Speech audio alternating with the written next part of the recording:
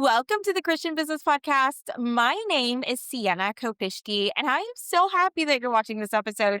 The Christian Business Podcast is a podcast for Christian entrepreneurs who want to grow and scale their business with Jesus. Let's get into it.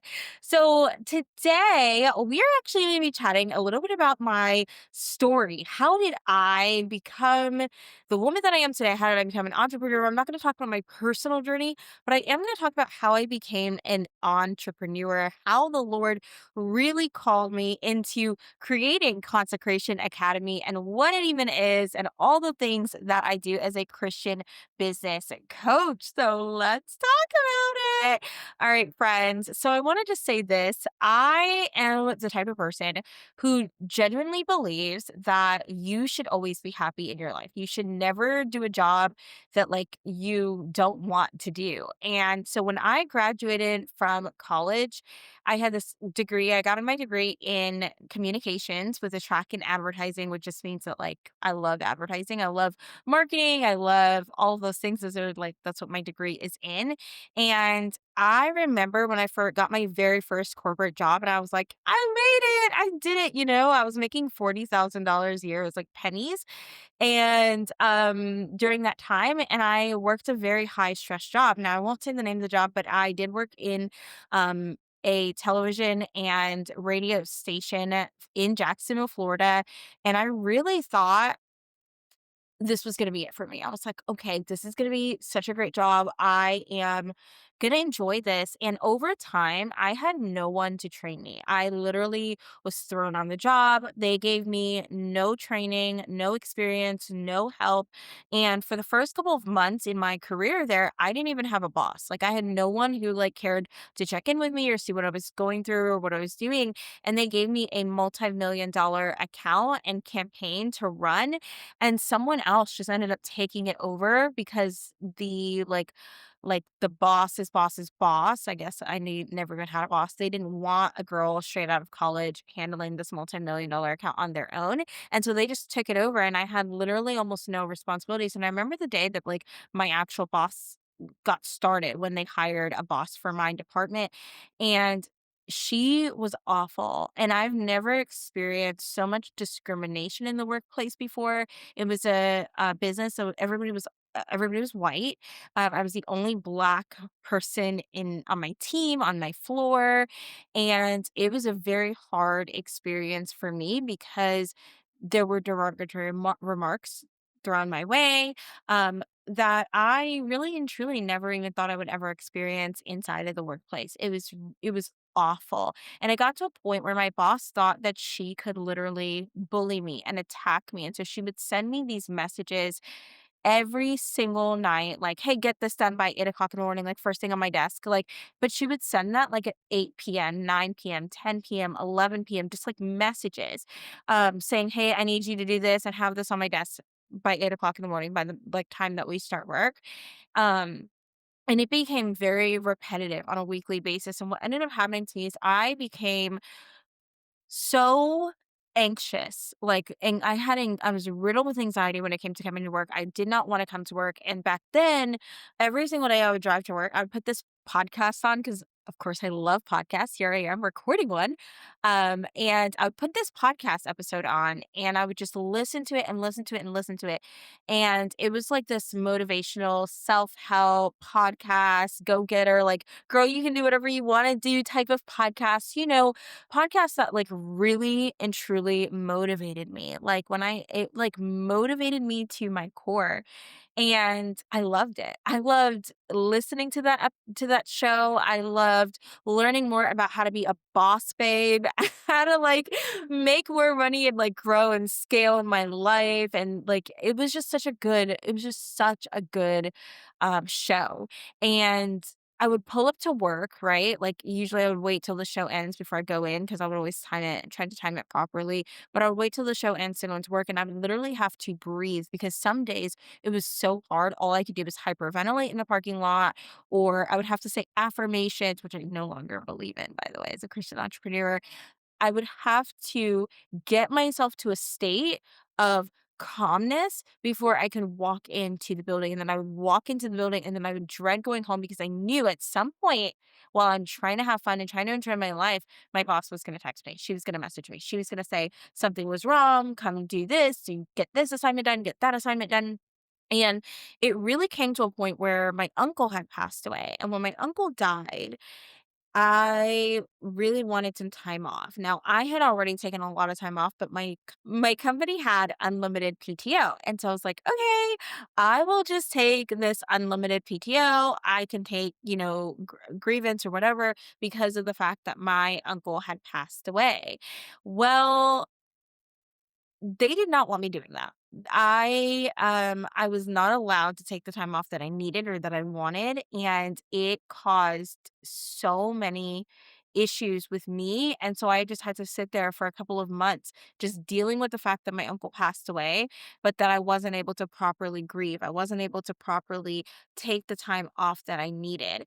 And one day this part is so crazy. I was sitting at my desk one day and I just decided to look up plane tickets in the middle of my lunch. It was my lunch break. In the middle of my lunch break, I decided to look up plane tickets and I found these tickets to Barcelona. And I love Spain. I cannot even tell you how many times I've been to Spain on my own. I solo traveled most of Europe all on my own in my early 20s, and it was the best experience that I have ever allowed myself to do. And if you are listening and you're in your early 20s or even 30s, and obviously, if you don't have a family, I have a family now. Well, my life is a little bit different. Um, I highly encourage traveling. I highly encourage that you get out there and you explore the world and you meet new cultures and you meet new people. It was the best experience for me. So, anyway, I bought this plane ticket. It was $200 round trip from Jacksonville, Florida to Madrid, Spain, actually. And I landed in Madrid. I had a friend who I went to college with that she lived in Madrid because she got a teaching job there. And so I went to go see her and I spent a night, visiting her. And then the very next day, I went to Barcelona and I stayed in Barcelona for about a week. Now, in Barcelona, they do not speak Spanish the way that the rest of Spain do. They speak Catalan. And so I did not speak Catalan at all. I did not speak their language. And so it was a little difficult to get along around, but for the most part, there were people who spoke Spanish and like you could understand them. And so anyway, I stayed in a hostel. And if you're not familiar with a hostel, it's basically this giant room with beds. That's it. And you just get a bed. And it's like $5 a night, something super cheap, super crazy. And actually, when I traveled most of Europe, at my young age, my 20s, my early 20s, 2021, 22, 23, 24, 20, 24 was the last I stopped traveling when I was 24, solo, because I met a guy and now I'm married to that guy. But anyway, I started sleeping I was sleeping in hostels because it was so cheap. Like I could go to any country and I could spend $5 a night or $10 a night and I could stay in this hostel. And I loved it so much because it was just so much fun, like who's going to tell me anything? Like I could just sleep in a bed for $5 a night and I'm good. I'm good. And they have little lockers underneath each bed. So you lock up your suitcase, nobody can steal from you. It's like some of them were co-ed, but I only stayed in girl only hostels or like girl only spaces where there was like girls room, boys room, and the girls floor had the girls only showers and all the things. And so anyway, I stayed at this hostel. This particular hostel when I was in Barcelona was a party hostel. So upstairs were all the rooms, downstairs was like the clubs and the partying, people were doing what they were doing. And I was living in the world. I'm just going to be truly transparent. I didn't even know Jesus. I didn't know anything about Jesus. I mean, I guess I kind of did know a little bit about him, but I really was not living for the Lord. And I don't boast in my sin at all, but like I have to be I have to articulate exactly how it felt to me in that moment. And so that's what I'm conveying here is that I thought I was living my best life, living la vida loca. But that is not the case at all. Obviously I was headed for hell and damnation and all those things. We are all Christians. If you're watching this, you're a Christian, I'm a Christian now. But I stayed in one of these hostels. And so every night I would go and I would go to the club and I would go party and I would dance and I'd meet people and I would have a lot of fun and, drink and blah, blah, blah. And because my bed was upstairs, I didn't have to drive. I didn't have to travel, in as a foreign country. I just got to walk my butt upstairs or get on the elevator and go upstairs. And that was my experience. And I promise all of this relates to entrepreneurship because this is how I became an entrepreneur in the first place, was this exact moment of my life going to Barcelona and experiencing what I experienced. So right after like my trip was about to end, it was like the last day of my trip, and I decided it's 10 o'clock at night. I think I went to the club for a little bit, but then I was like, I do not want to party tonight. I just want to be alone and I want to be by myself. And I went on this long walk. Now, I had just met my now husband. So me and him were getting to know each other. I don't know if we were boyfriend, girlfriend. We were getting to know each other. We weren't that close yet. And so I went on this walk by myself in the middle of Barcelona in the middle of the night at 10 p.m. And I ended up at this pier and I'm watching the water, I'm watching the ships, I'm watching all these things. And I'm staring out at this water and I just start bawling my eyes out. And I am literally crying. I cannot get myself to stop crying. And I cannot figure out why I'm crying. And then it just hits me in the middle of like me crying.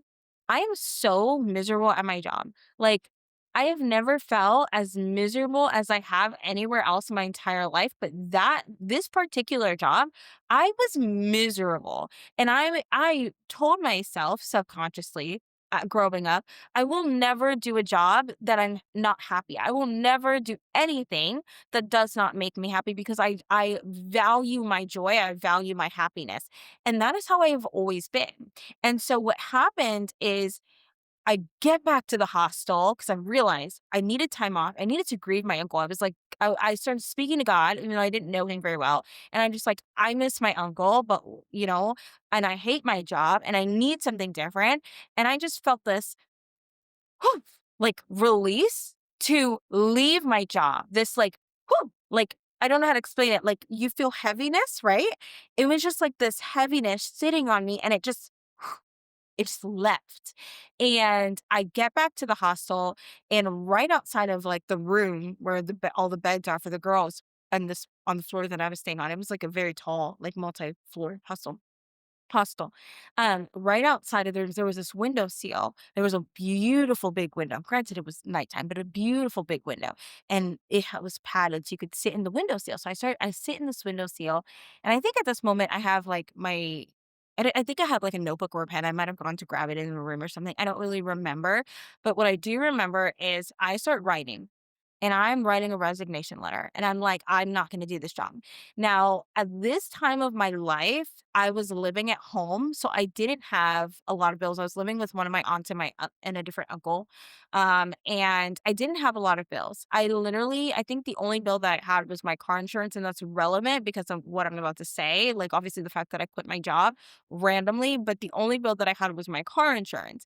I didn't have a car. I had a car payment, but my mom and my dad were paying it. um, I didn't have any other bills because my parents paid for pretty much everything. But I lived with my aunt and my uncle because that's where I was staying while I was in college. Because their home was so close to the university, it was just easier for me comparatively to where my parents lived. It was further away from the university that I went to. So anyway, I write this letter, right? And then later on I get back home, I get on the plane, I go back to work, and my first day back at work, I immediately walk in at 8 o'clock in the morning and I place this letter on my boss's desk. And she's like, what is this? I said, I quit. And she wasn't surprised. I knew that she had been bullying me out of the position for a while. And HR, there was a lot of workplace drama. I'd been bullied out of this position. And so I wasn't welcome. I wasn't welcome there. Nobody wanted me there. I didn't want to be there. It was miserable. It was miserable for everybody. Okay. And so I decided I don't know what I'm gonna do.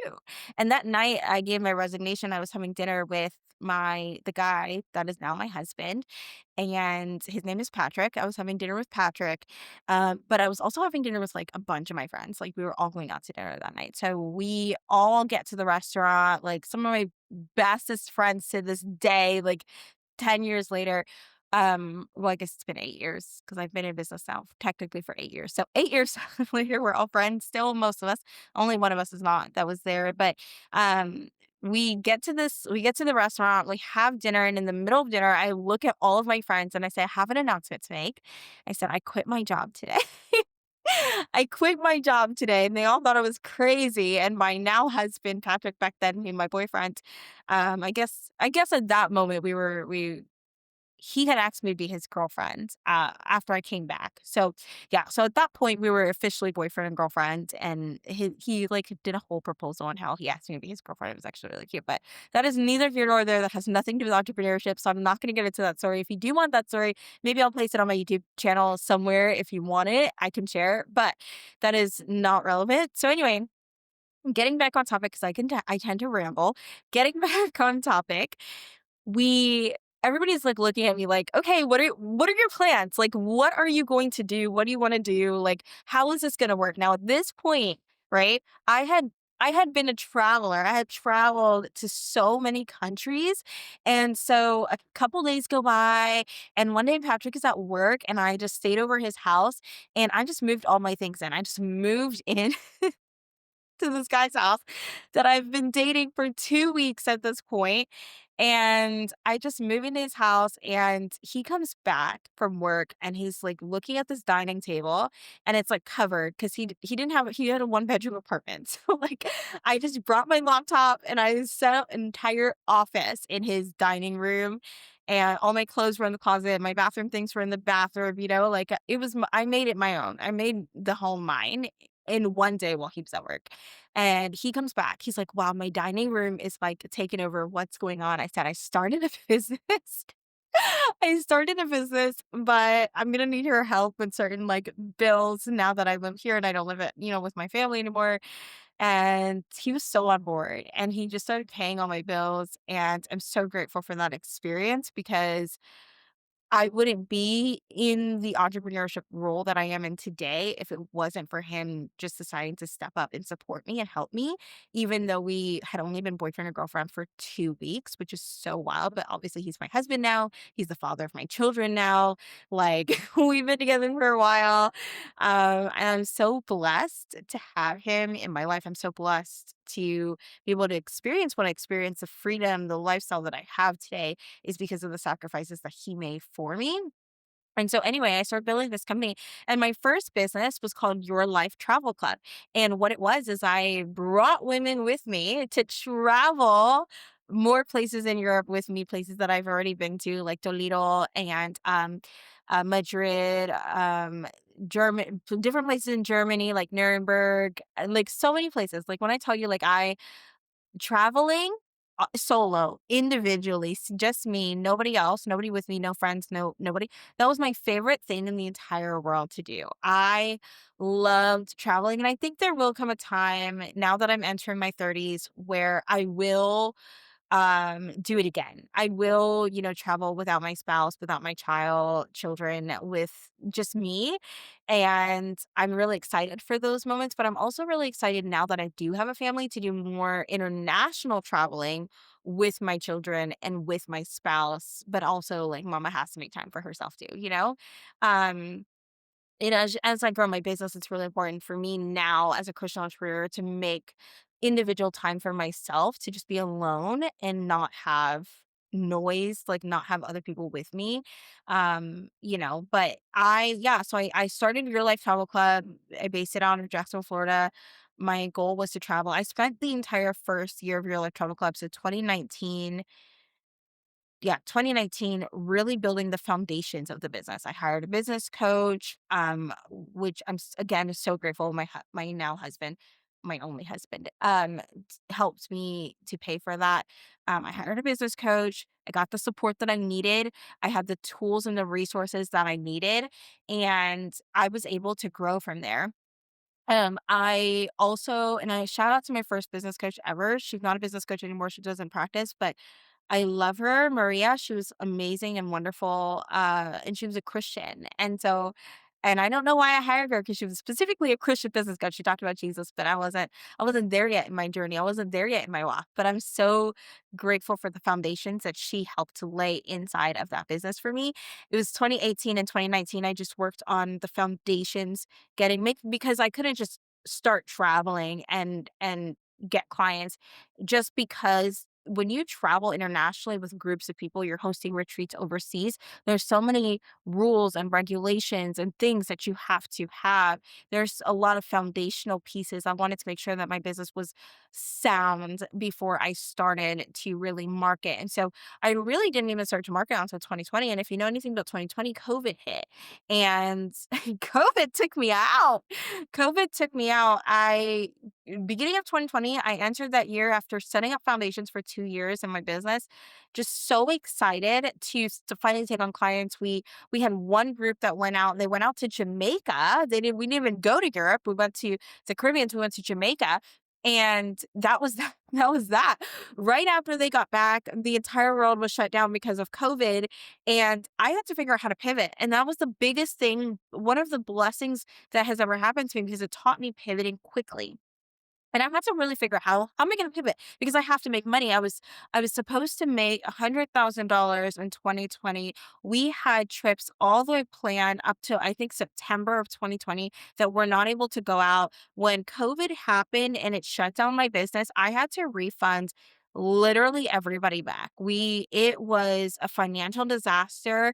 I was like, my company's going to go under. I don't know. I worked so hard for this, but we had no money. I was bootstrapping it, okay? And I had a virtual assistant and I had a business partner.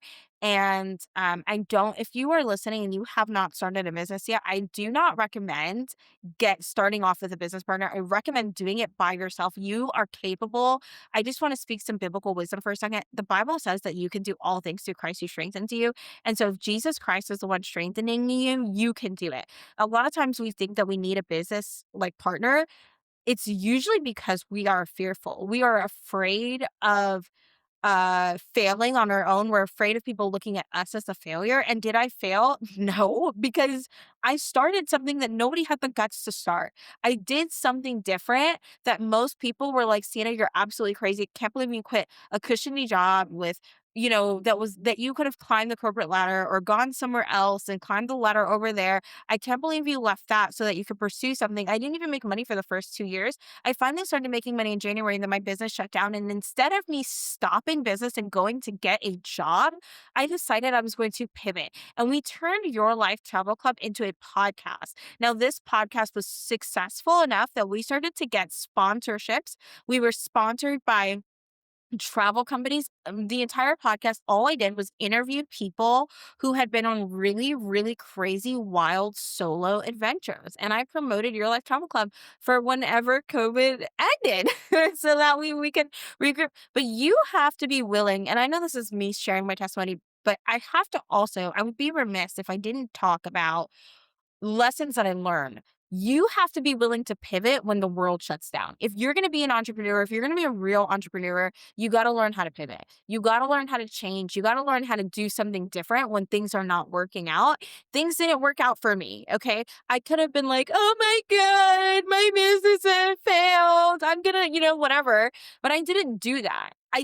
And even when the bills were piling up because we had business bills, we had to pay insurance and all these things, you know, even when those things were piling up, even when I recognized every single dollar had to be refunded to all of our clients, I had to tell my email list I'm canceling everything. And that was embarrassing for me. Even when all of that happened, I still was like, let me pivot so I can figure out how to make money. I started pitching myself to brands every single day nonstop and being like, hey, I have a podcast. Do you want to sponsor it?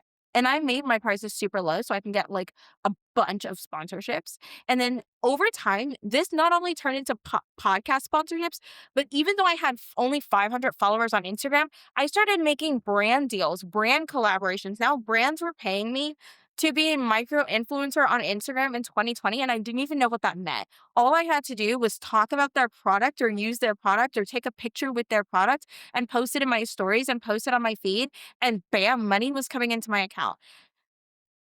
Do not, do not allow yourself to feel like you can't pivot or you can't do something new. I had no idea what I was doing. I took myself out on a whim And I was like, we're just going to pivot. We're going to pitch brands. I don't even know where that idea came from, but I was like, we're going to pitch brands. I started sending out emails, finding emails. And that part took time. I think it took me about a month. I created a whole list of like brands and their emails. And I just started pitching and pitching and pitching. And when they wouldn't respond, I would follow up and follow up and follow up and follow up and follow up and follow up and follow up and follow up until they responded to me and until they paid my invoice. Okay. And I made sure everybody paid me before I ever posted a single thing. I was that good at what I was doing.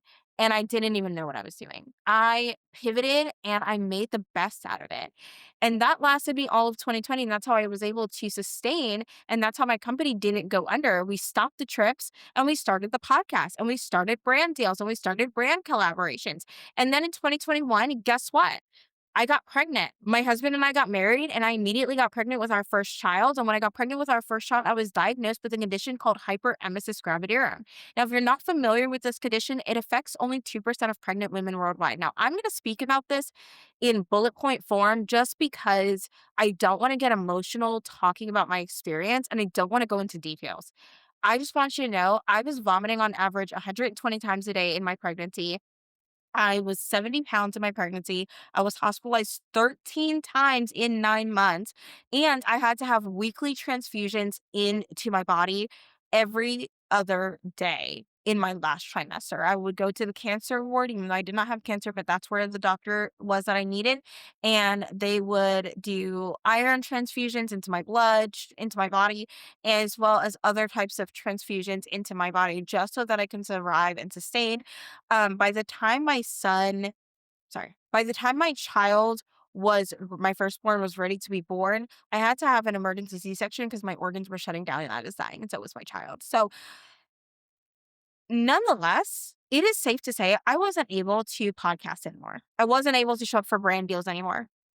Because in order to show up for brand deals, in order to show up, right, you have to be able to speak. Well, I couldn't speak because I was vomiting 120 times a day.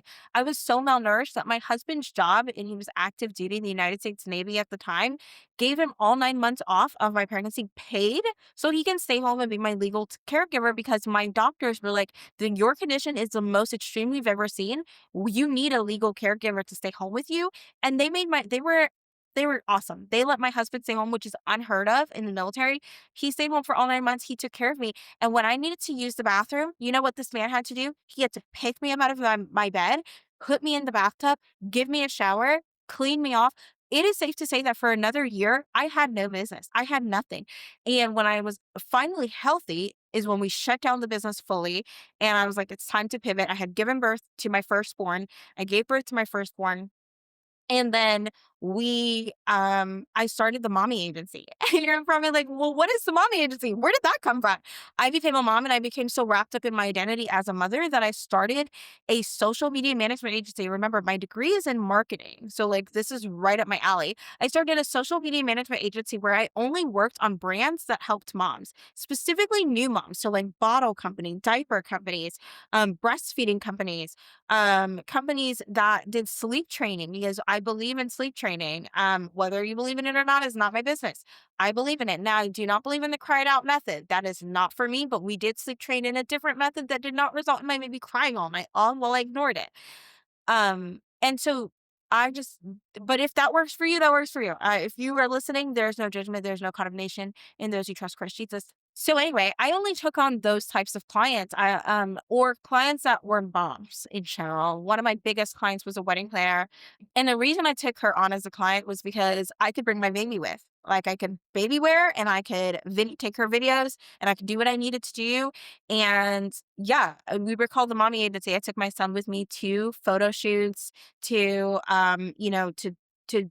film videos for my clients all over. We lived in Virginia at the time, all over Virginia, like where we lived. We specifically lived in Hampton Roads. Obviously, it's a huge military town. We're a military family, or we were a military family. We're going to be a military family again. That's a very complicated story, but nonetheless, that's what we did. That's what I did. I bootstrapped my baby. My business went on. I hired at that point, starting over and I'm starting a new business. I hired another business coach. Now I want to say this in every single step, every business that I've had, I have had at least one business coach. And in the beginning, when I first started, because I needed systems, I needed operations, I needed someone to walk me through the foundational steps of building, even though I am currently a business coach and I know exactly what I'm doing. Even though I've helped so many people, I still believe in a business coach to keep me accountable so that I don't fall off my wagon. And that is exactly what I did. I hired a business coach. I won't say her name because my business went from zero to $11,000 a month in 30 days because of some of the trainings that I received from her. And also my desire to I realized I was never going to be a failure. I was like, I'm not going to fail. I am going to succeed because I'm not getting a regular job. And so we started signing on clients after clients after clients after clients after clients. And at some point I realized I'm really good at sales. And I hated the fact that I could not coach my clients into making sales. I was just making content for them for Instagram, but like they weren't making sales. And so I said, I have to switch to business coaching. I have to switch to sales coaching. So I pivoted to sales coaching and I started a group coaching program within the mommy agency called the 5K Mastermind, where it helped mom entrepreneurs in general across the board learn how to grow and scale their businesses to a minimum of $5,000 a month. That business had a 98% success rate, meaning that 98% people that hired me to learn how to hit $5,000 months in their business went on to actually hitting $5,000 months in their business. And then I can't wait to tell you the rest of the story, but we're going to have to take a pause for this commercial break.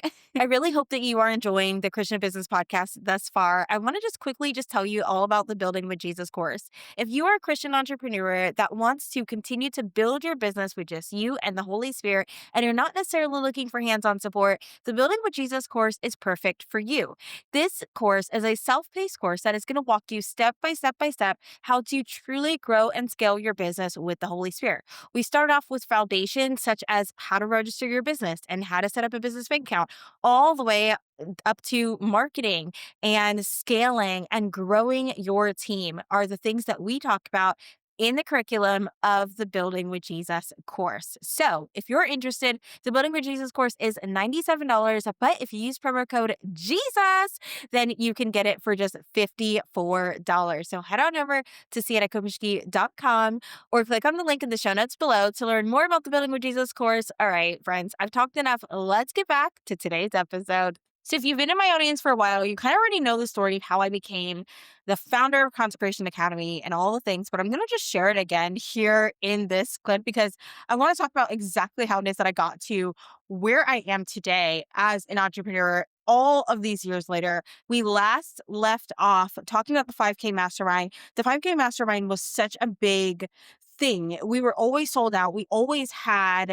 people in the program of the 5K Mastermind because there were so many great testimonials. There were so many amazing people who were making really good money. They were making the $5,000 months. And then we started to slowly open up another program that would help women hit $10,000 months. And that program, we had to end it before it even finished because I felt heavily the Lord pivoting me.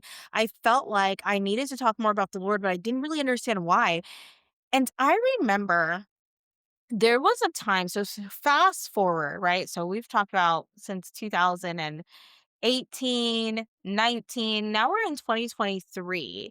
2023 comes, and in September of 2023, I was sitting in church. Now, mind you, my husband and I were not Christians, but we were always in church every single Sunday. We were in church. I told myself I was a Christian, but I was probably lukewarm at best. I didn't even believe that Jesus Christ was God. I was confused by, is Jesus Christ actually God? I didn't know. I didn't know the answer at that stage of my life. And so Thursday night, women's conference, I'm sitting in this women's conference at my church.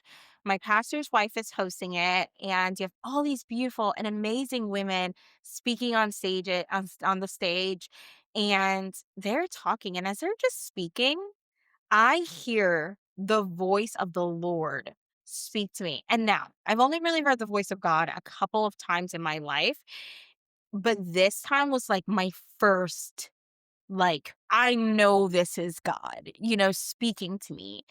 And he says to me, shut your business down. And I couldn't help but laugh. And there was this group of girls who was in my church, and I went up to them and I was like, I feel that God is telling me to shut my business down. And they were like, no, God's not telling you that. And at this point, I thought like, oh, they're better Christians than me. They're more experienced Christians than I am. They would know, right? They would know. If anybody knows what God said to me, it would be them. It wouldn't be me. It would be them. And so they told me no, he wouldn't say that. So Sunday rolls around. We're all in church again. I'm sitting with my husband this time because it's no longer a women's conference. It's Sunday service. And as I'm sitting there, God says, shut your business down. I'm taking you into ministry.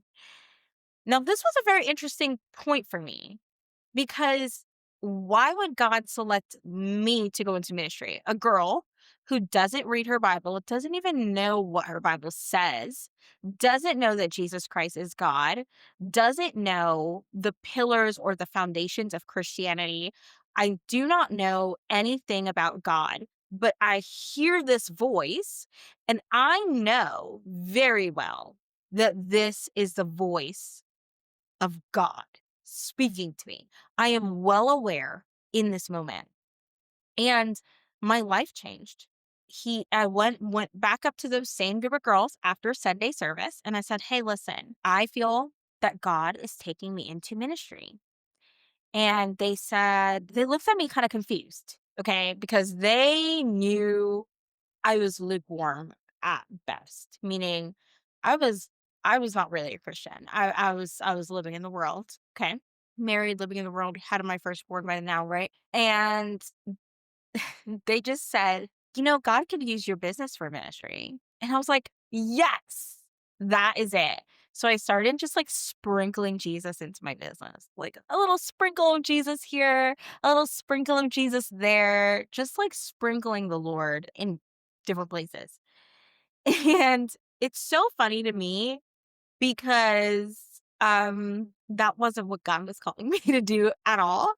And so I'm just like living my best life and I think I'm on the right track. And the funniest thing happens, it's not funny actually, it's really it's heavy. This is how I actually ended up finding the Lord truly was in this. I'm sorry, I cannot help but laugh. In this, January of 2024 rolls around. Now we're like, obviously we're yearing, right? Like I'm talking about this year, I did this and this year, then this year, then this year, then this year. How did we get to 2026 Sienna? So January of 2024 rolls around and I make the most amount of money I've ever made in my business. So much so that I am splurging. Okay. I bought a Tesla. I was just living lavish. We had a housekeeper, we had a nanny, we had well, my son went to it. It was like in-home daycare is what we pay for. And just all these places. Okay, I was doing all this stuff. I was like spending and spending and spending and spending. And I wasn't saving. And I was just spending money like a crazy person. And I hired people, I was paying people like 4,000 something dollars a month salaries. And um God said, because you've refused to listen, I'm going to take it all away from you. He said, I was sitting in my living room. Okay, this is me, not in church, in my living room. Remember, I had heard the voice of God twice now tell me to shut down this business. He's taking me into ministry. This time, he's done talking to me about it. He gave me a chance to be obedient. Now he's like, you need to move along. You're not listening, girl. You didn't get the memo. Okay. Within a matter of seconds, and I mean like seconds. This part is wild. I lost everything. I lost every client that I have had. The entire 5K mastermind disappeared. When I tell you every client was like, I can't work with you because of this. I can't work with you because of that. I can't pay you anymore. I can't blah, blah, blah. It was so much. I'm not paying you anymore. Like from everybody. Like it was like one person reach out and I was like, okay, it's just one person. Then another person reach out. Okay. Then another person. And it's like, this was like a moment that God clearly ordained, because if it wasn't God, why would everybody leave? Where would they be going? Okay. Everybody left. And I went through a series of my life where I stopped eating. I fasted for 8 months. And it wasn't just I stopped eating, I sought the voice of God. I sought God. I cleared out the bottom of my closet. I made a prayer closet. Like, if you've ever watched the movie War Room, it's like that. Okay. I had stickies all over the wall. I had a bed, because we had a massive master bedroom closet. So I had like this like bed in the closet, had pillows and everything to be comfortable. And I just locked myself. I locked myself in my closet for 8 months, and I fasted and I prayed and I sought the Lord. That's it. That's what I did for 8 months. I fasted, I prayed, and I said, "Who is this God? I don't even know anything about him." I started reading my Bible deeply, deeply reading my Bible. I started having encounters with God. I also had I had demonic encounters as well. I won't talk about that on this episode specifically, but I had encounters. When I say encounter, woo! I had encounters with the presence of the living God. And this is why nobody could ever tell me, like, if somebody walked up to me today and was like, "Jesus isn't real. Why do you believe in him?" I would I would have to walk away, because I've seen him, because I've heard his voice, because I've audibly talked to him. Now, it wasn't very long that Jesus gave me Consecration Academy. He said I think it was, so this was in January, had my highest income month, everybody left, blah, blah, blah. By February, he had already told me, grab a piece of paper, grab a pen. You're going to be writing a lot today. And I said, okay. I got in my prayer closet, I grabbed my paper, I grabbed my pen, and God starts speaking. Download, download, download, download, down. I mean, when I tell you God was speaking, the way that you can hear me right now is how God spoke to me. And he said, "You're gonna start a business, and you're gonna call it Consecration Academy.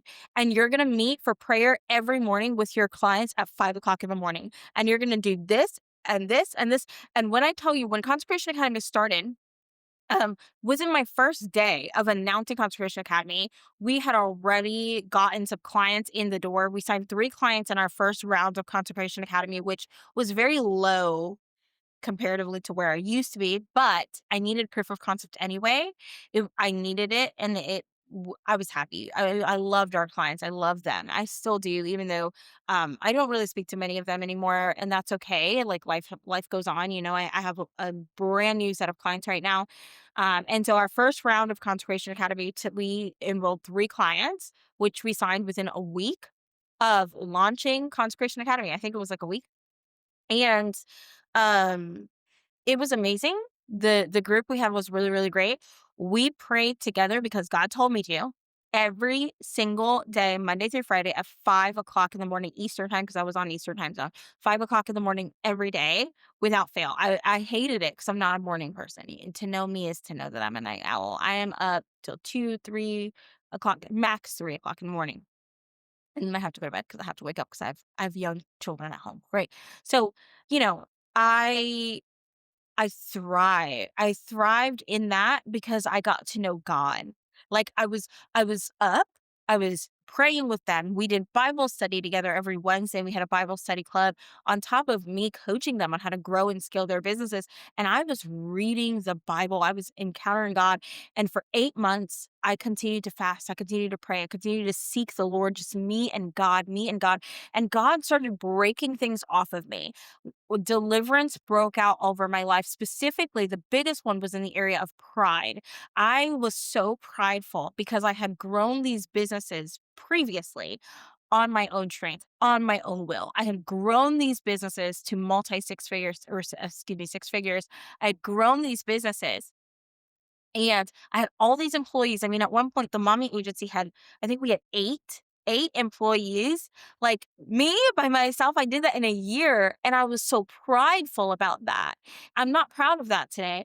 I mean, I'm grateful that I had that experience, because now with my clients who are growing and scaling to that level, I have the knowledge to be able to help them. But I was so stuck in my pride. I drove the nicest Tesla. I had a beautiful house. And my life seemed beautiful and amazing from the outside looking in. I had all the things, the wealth, the money, the status that I can want. And then of course my husband had a job. So like you add my income plus his, we were doing very well. And God took it all away from me. I lost everything. We almost lost our house. Luckily we did not lose our house. We ended up selling our house, praise the Lord, and we were able to pivot from there and like, regroup financially. But um that's a whole other story for a whole other thing that has nothing to do with Consecration Academy. But God, He sustained us when we had no money to pay the bills. We had no money to buy groceries. We had no money to do all these things. Strangers started paying our bills. Like as I was praying and I was fasting, our bills were always paid. I mean, we were we were negative in the bank account, which is wild to say because we had a significant amount of debt. I think we were $400,000 in debt, but we were which was very crazy, very crazy. But we were making a lot of money, but yeah, we weren't paying off our debt because we were splurging, right? And obviously God had to teach me.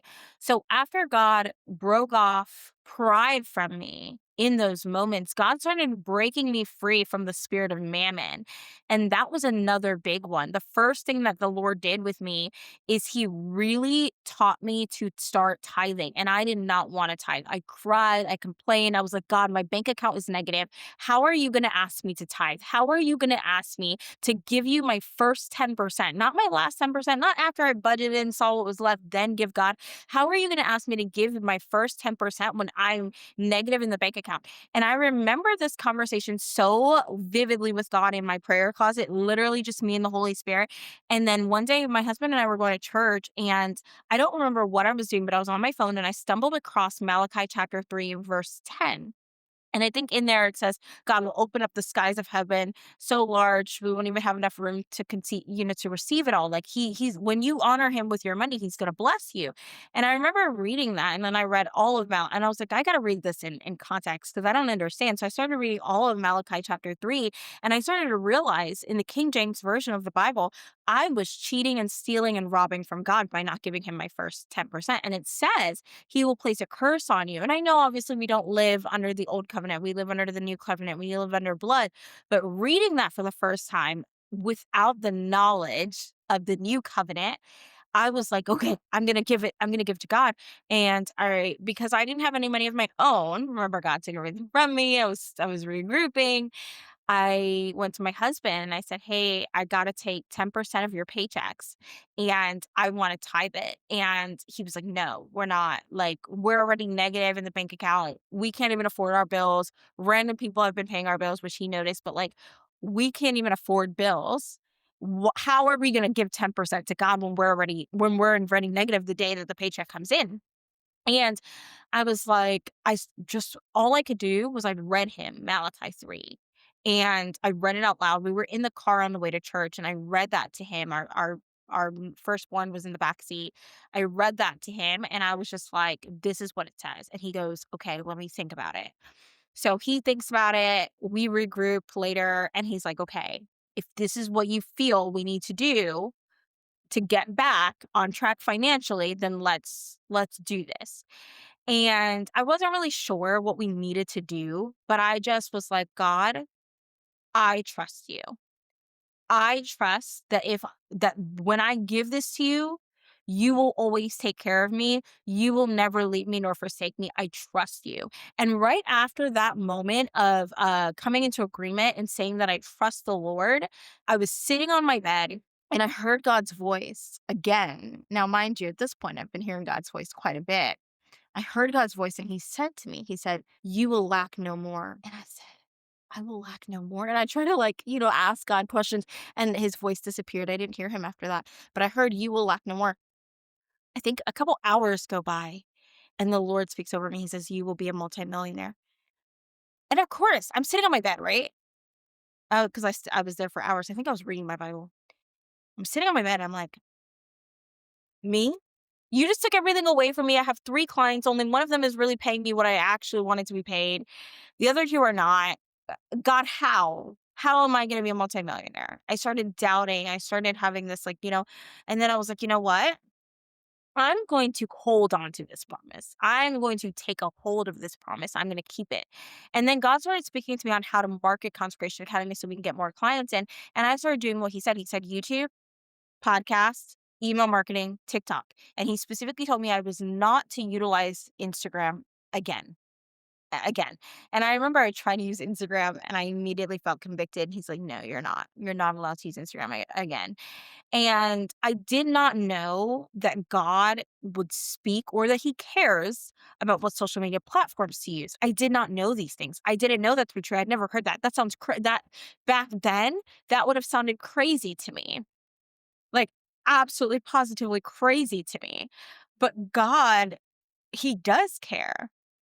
And that's how we are where we are today. Now it's 2026. We have Consecration Academy. We have 3 coaches underneath me, which is wonderful. I love my co-coaches.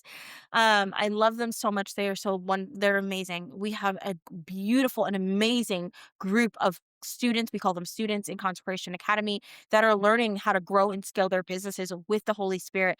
And I didn't do any of that. In fact, most of these people, I don't even know where they came from, other than I can say that God put them in this program. I do market my business, of course, but I don't market the way that I used to in the world. When I was in the world, I was always marketing. I was always showing up. I was always. Now I don't show up as much.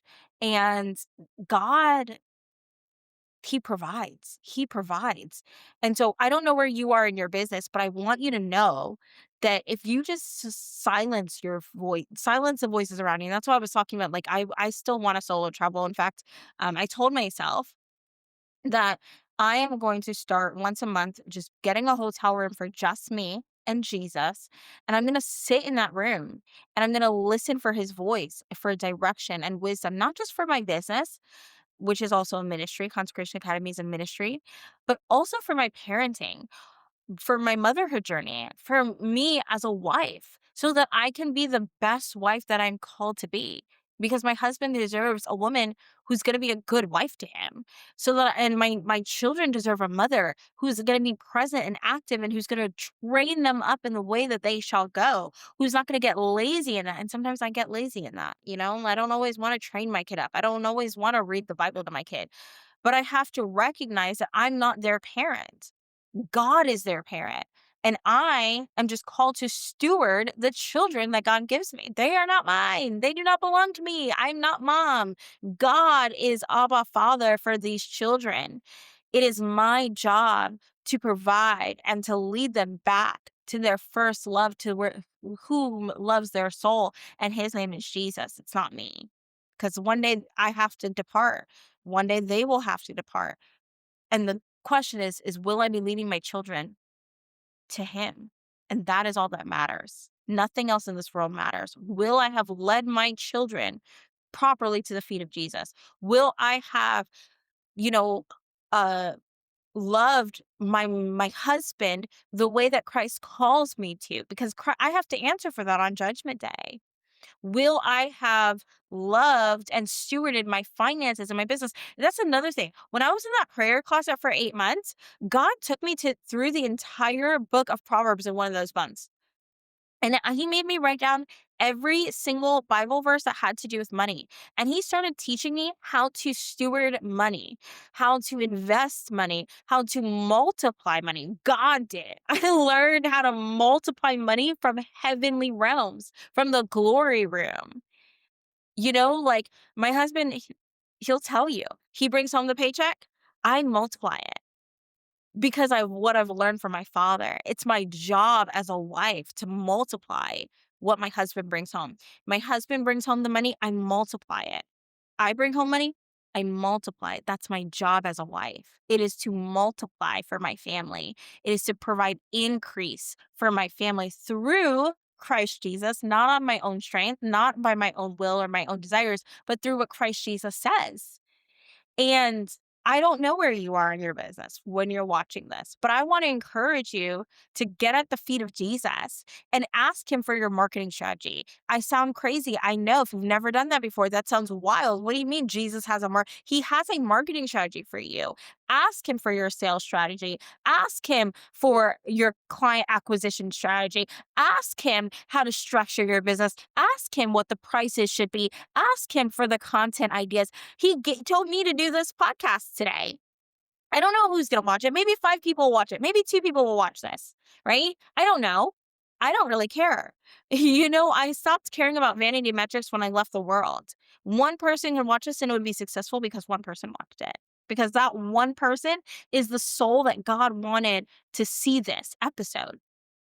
And so, get at the feet of Jesus on a daily basis. And I need to practice this to myself more often. I know my transformation story, how I truly found him was in that closet, as weird as that may sound. That's where I found Jesus. That's where I met him for the first time face to face. I met Jesus in that closet. I screamed and I cried at Jesus in that closet. And that's where I met him. That's where my business was birthed from. It's his business. I'm just the man. I manage it. I don't even call myself CEO anymore. And sometimes I'll say that I'm the founder because technically I founded it, but he is the owner. He is the brains and the operations behind Consecration Academy. I am a business manager. I manage the business. I manage our clients and I steward it for the glory of God. But every decision has to come from him. Pricing, even down to like, okay, God, what tools should I be investing in to make this business grow? Should I be paying for Canva? Should I be paying for MailChimp or Brevo? Should I be paying for Go High Level? What are the systems that you want me to utilize? Because he even has systems for us. When he gave me Consecration Academy and I was so broke, I was like, okay, God, where am I gonna host this website? Where am I gonna host these things, right? And I don't believe you need a website. Depends on the business. I don't believe everybody's business owner needs a website, but that's a different story for another conversation. Based on my own personal experience, I went 5 years without a website. But when I started Consecration Academy, I felt the Lord leading me to have a website. And somebody gifted me Go High Level. I still have it today, free of charge. I don't pay for it. Somebody else pays for it. It was a gift because I was in the will of the Father, and that's what he wanted me to use. So everything that we need will come from our Abba if we truly trust him and we truly lean on him. And trust me, like I definitely am not perfect. I'm not going to sit here and pretend that I sit with God every single day for every single business decision. I'm not going to pretend that. That's not true. But I am working on it. And I do encourage my clients to do it. Even though I don't, it's something I'm working on. It's something I've struggled with, especially because I am a stay-at-home homeschooling mom. And there are days where I wake up late and I'm like, okay, or if I go to bed late, or sometimes I just want to go to bed at the same time as my spouse. I don't always want to stay up super late at night. And so it causes a hard time for me to figure it out, right? Especially being a homeschooling mom where, okay, when I wake up in the morning, we have a routine. We have breakfast. We may read the Bible together. Sometimes I forget to read the Bible to the kids. We do our homeschool activity, whatever that looks like for the day. And then we go out, I get out of the house because I cannot stay in a house with children. I can't do it. Right. And I come back from my meetings and then I go back out. And that's how I live my life on a day to day. And it's been beneficial. And of course, now I have help. I have a sitter that comes, and she's wonderful and amazing. At one point we had a housekeeper. I don't have a housekeeper currently. But these are things that sometimes you just need to have in place so that you can spend time with the Holy Spirit. We got to make time for him, though, even if it's just once a week. Okay, God, I'm going to just be quiet. I'm going to ask you some questions. What is my marketing strategy? What is my sales strategy? What do these things look like? So I want to encourage you, go spend some time with God. I hope that you've really enjoyed today's episode. You just listened to the Christian Business Podcast with your host, Sienna Kopishki. I am so glad you stopped by and watched today's episode, and I encourage you to come back next week and catch next week's episode as well. If you are in the market for a business coach and you're looking for someone who's going to teach you sound doctrine advice based on the Bible, then I want to encourage you to check out Consecration Academy, which is my hybrid one-on-one and group coaching program for Christian entrepreneurs. Or we have other resources available at siennakopishki.com, such as courses and so many other things. So go check that out, my friends, and I will see you next week. Bye.